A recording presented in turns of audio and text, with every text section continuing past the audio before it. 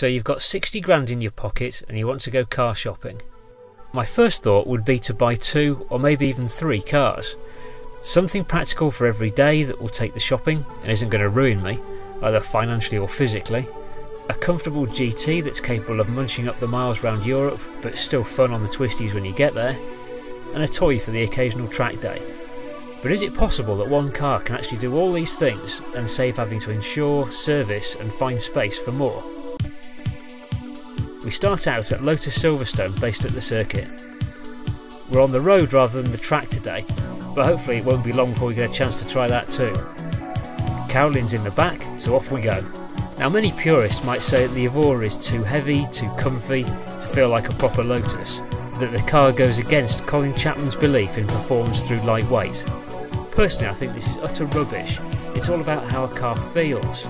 Having covered 120,000 miles in Elises, I expected the Evora to just feel like a bigger version, but it's much more than that. It's certainly larger than an Elise, but still feels surprisingly compact. The brakes bite quickly and at normal road speeds generate great confidence. There's an almost robotic feel to the positive way that each gear clonks into place. Everything feels precise. It's a car that feels like it will encourage and reward a smooth, flowing driving style rather than chucking it into a corner in the way that you might get away with in something lighter. The Evora retains all of that famous Lotus feel through the steering, but the seat of your pants is thankfully more cushioned.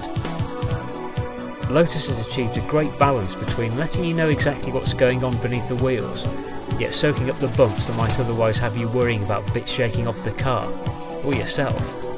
This makes the Evora a less tiring long distance drive. It also allows you to keep up the pace on poor B-road surfaces that would have you backing off in an Exige because you'd be bouncing around so much more. The driving seat is a great place to be.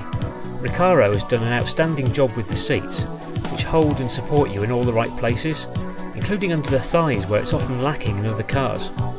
As an adult you wouldn't want to ride too far in the back as legroom is limited, even with the front seats forward.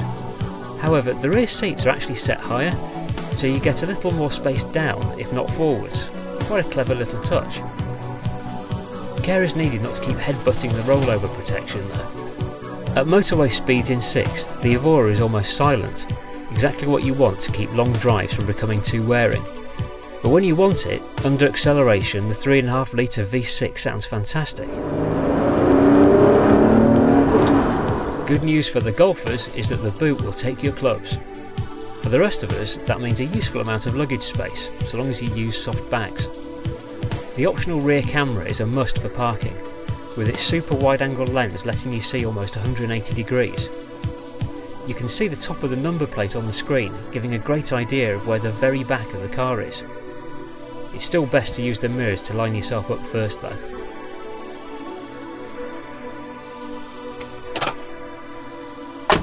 Do I want one now after this drive? Oh yes, and so does Caroline. I think I'm always going to be a Lotus fan. Many thanks to Matthew at Lotus Silverstone for all his help.